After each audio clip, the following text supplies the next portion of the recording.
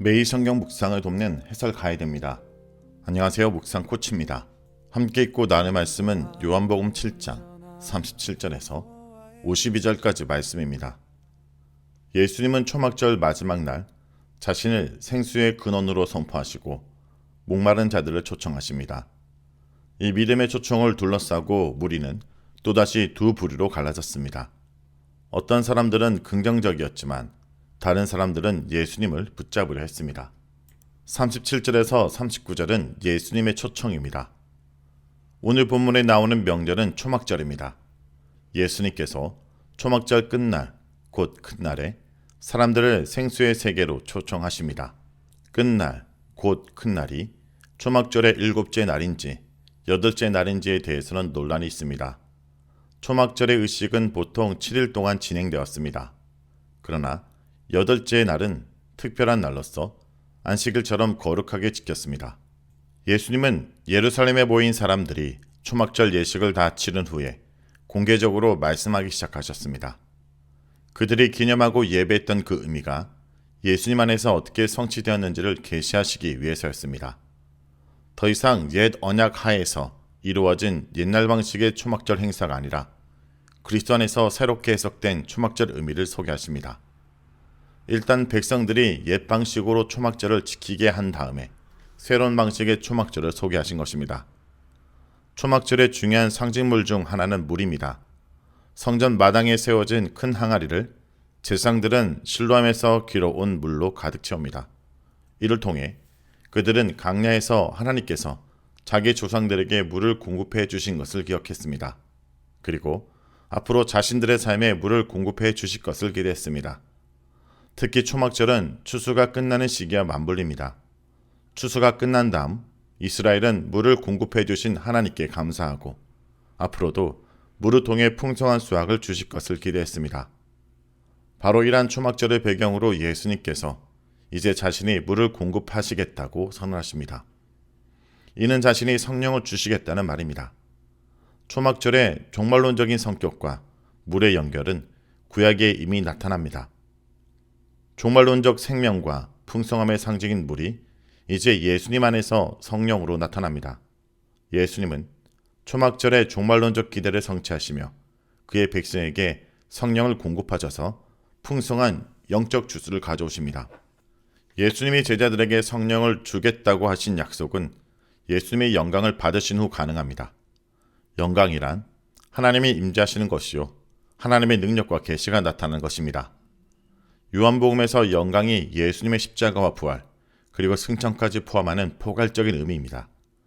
예수님의 높아짐을 가리키는데 특히 십자가를 영광이라는 모티브와 연결시키는 것이 특징적입니다. 40절에서 44절은 무리의 논쟁입니다. 사람들은 예수님의 정체성에 대해 논쟁을 벌입니다. 어떤 이들은 예수님을 그 선지자로 보았고 어떤 이들은 그리스도로 하였습니다. 그러나 다른 사람들은 예수님이 갈릴리 출신이기 때문에 그리스도일 리가 없다고 했습니다. 이러한 반응들은 앞서 유대인들이 세례요한에게 던진 질문과 비슷합니다. 예루살렘으로부터 보냄받은 제사장들과 레인들이 세례요한의 정체성에 대해서 물었습니다. 요한이 그리스도인지 엘리야인지 아니면 그 선지자인지를 물었습니다. 이로 보건대 당시 유대인들은 자신들을 구원해줄 종말론적 구원자를 기다리고 있었음을 알 수 있습니다.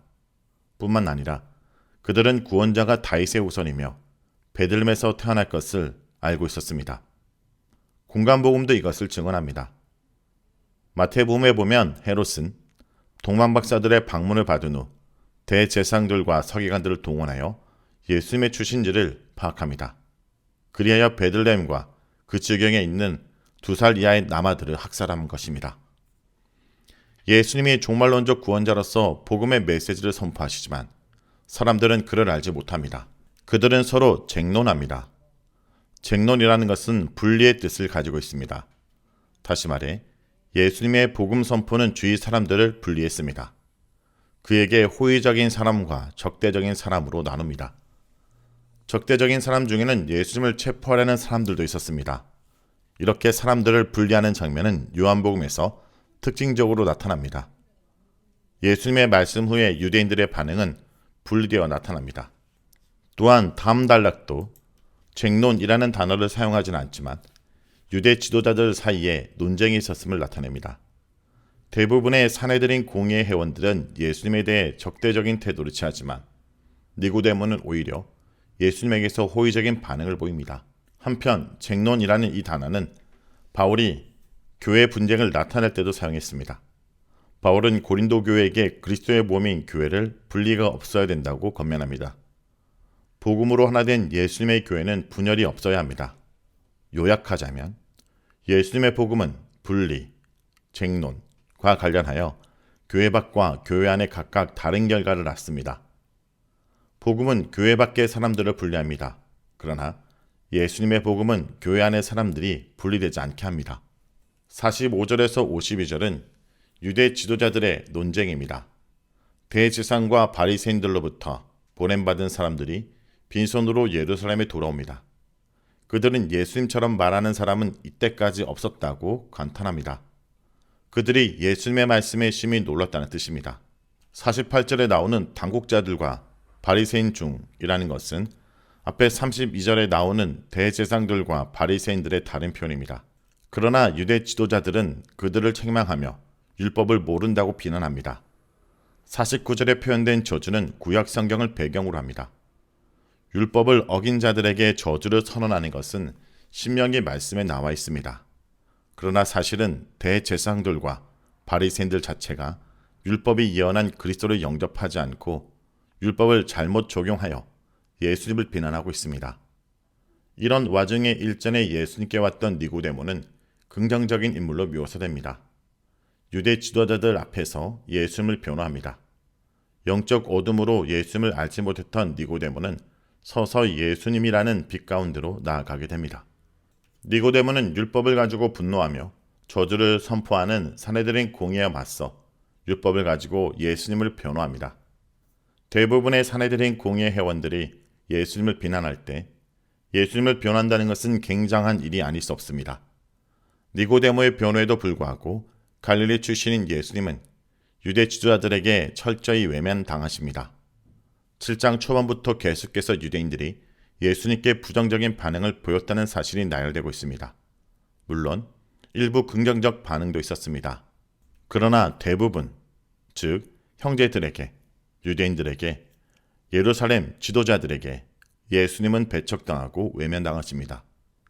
그들은 예수님을 메시아, 즉 종말론적 구원자로 인정하지 않습니다.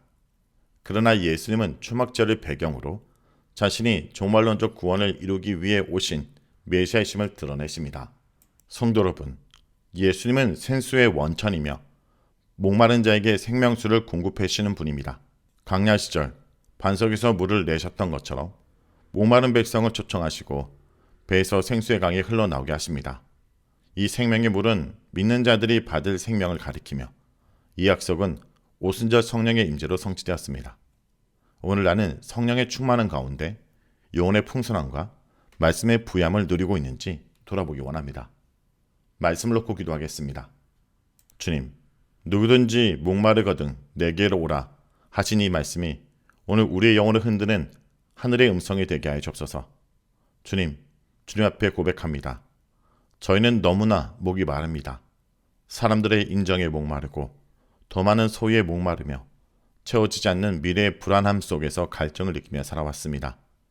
세상이 주는 물을 마시면 마실수록 우리의 영혼은 소금물을 마시듯 더욱 타들어갔음을 고백합니다. 우리를 긍휼히 여겨 주옵소서. 성령님, 이 시간 우리 심령 가운데 임재하여 주옵소서. 우리 안에 거하셔서 메마른 대지 같은 우리의 마음에 생수의 강물을 터뜨려 주옵소서. 주님이 주시는 평안은 세상이 주는 물과 같지 않음을 믿습니다.